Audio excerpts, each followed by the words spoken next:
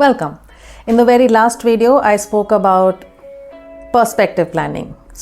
And that covered the 3 tools that I shared with you on how brand strategy is done and what brand strategists use.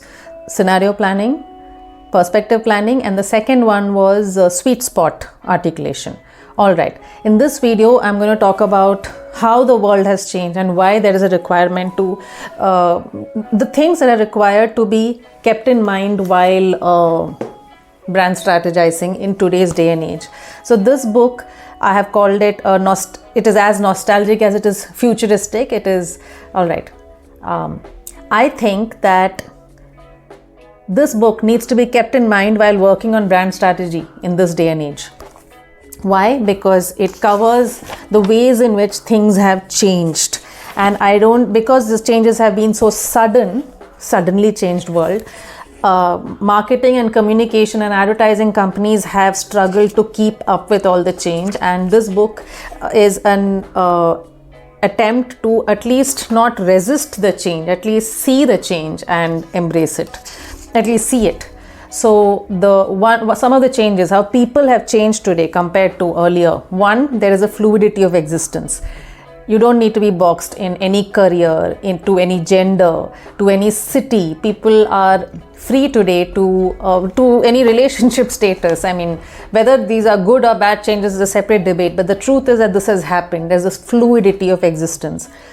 There is no more boss culture. The employer-employee dynamic is changing, and work-life balance is being debated very loudly and very strongly, but it is being debated. At least it is up for debate, and that says a lot about how things have changed. Every person has become a brand. And so brand strategy is not something that only these experts sitting in boardrooms do. Every individual may or may not be doing it, but needs to do it. And whether or not they do it, a reputation about us is being built in the online and offline space, even if you are off the grid. Then there was a concept called post-purchase justification, which was often talked about and well known in advertising circles, where people have to do this thing called post-purchase justification after they've spent money on something, and we cater to that. But today it's about post-purchase pride, because people have the facility to research, to go behind and understand where they will get the best quality product through the reviews, at the best price and the best time to buy it. And basically consumers are enabled like never before, and that changes everything. And that is why content is very important today. It's not enough to only keep thinking of a brand campaign and brand in traditional.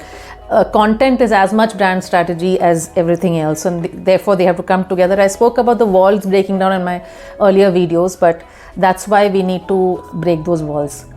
Today, it's no longer about brand loyalty. People are in brand open relationships. And so our endeavor should not be to get brand loyalty. It should be to be that brand that you always want to return to. More in the book. Gen Z and millennials are not the same, although they are often clubbed together for some mysterious reasons, but they are at loggerheads. I am a millennial, one of the older millennials. So anyway, but millennials hate on Gen Z for the freedom in mentality and attitude that they have. And Gen Z are often accused of being entitled or lazy, but that's because Gen Z are born in a different time, and millennials are struggling to accept that. I'm a millennial, but I'm a Gen Z minded millennial. Anyway. But, and so I'm talking about being Gen Z minded in this book. Everybody needs to be young minded. There's a fatigue with smartness that's coming into the picture. So mobile phones, people are going for dumb phones. So that's probably going to be a reality of getting tired of everything being smart. Everything. Clothes are smart. Okay. Jokes are not a joking matter. Again, an endless debate, but it's a debate, right? And it is important as communicators trying to connect with consumers to understand the nuances of what's funny and what's not, and how to joke and how not to joke. One simple rule I know, which I got from a comedian, is that you should punch up, not down. So men can't make jokes on women, that's punching down. Yeah, debate away. Okay, consumerism, there's a revolution in it because of the ability, because there's information. We know the behind the scenes now. It's not just front of pack FOP that we see. We know beyond that, and so consumers are writing brand stories as much as, which I already spoke about, the custodians are changing in one of my earlier videos.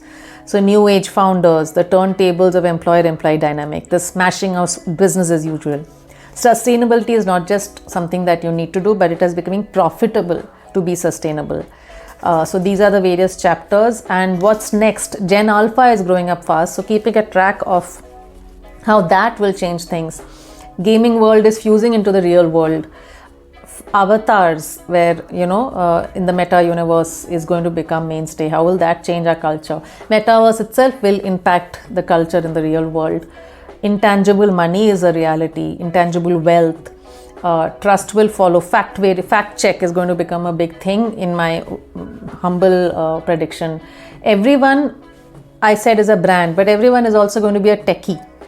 Most of you already are to some extent, because technology is also being democratized. I'm going to create the website for this course just by myself. So yeah, so low code to zero code things are, you can create software. Software is getting democratized. QR code creativity, the intelligence that will really count in future, because if everything is getting intelligent, AI can recognize and generate everything. What kind of intelligence becomes valuable? What is the human thing that is, you can guess, and you can read my book. What will dating be like in the future?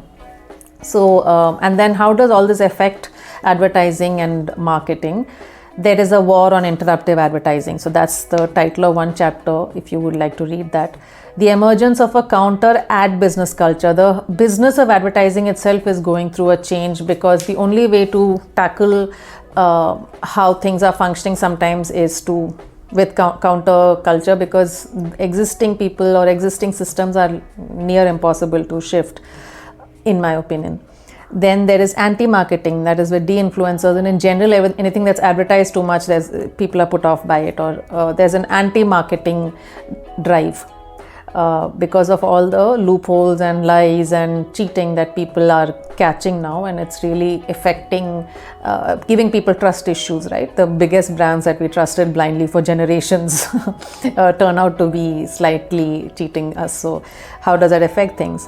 Brand perception was the preoccupation before, but now our preoccupation has to be brand reputation.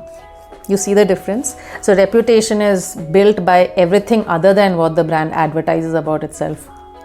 Okay, customer centricity to participation centricity. So customer is still at the center, but they are engaging with us in a one-on-one chat. So participation centricity, not just customer centricity. We used to always work towards grabbing attention, but today we need to also be attention worthy. If they have given you your attention and you don't give them something worthy, that's going to be worse for you.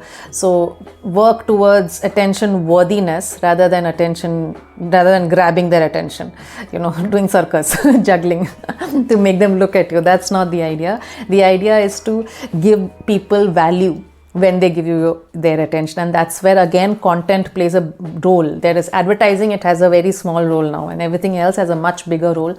That's the reality of the future.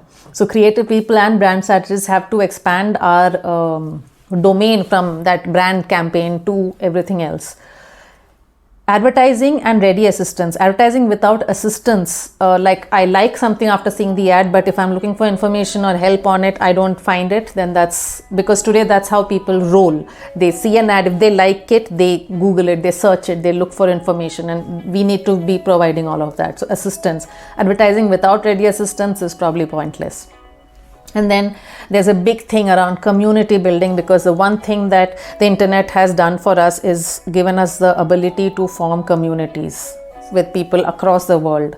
Anybody can do it, right? So, and that is helping us individuals take on change and how this impacts brands. Every customer is an activist in his or her own right, not for big causes, but it could be for something what someone else might find trivial, like work-life balance.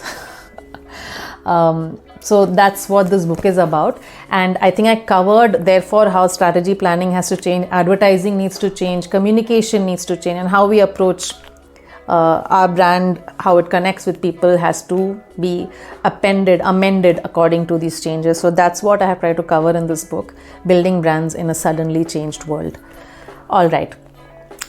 In the next video, I will speak about certain things that I'll summarize what I said in this video, actually, because I have a page, but I don't want to make this video longer. So I'll summarize some of the things that I've covered in this video in the next video. And then I will tell you what all these books are that I highly recommend for every strategy planner.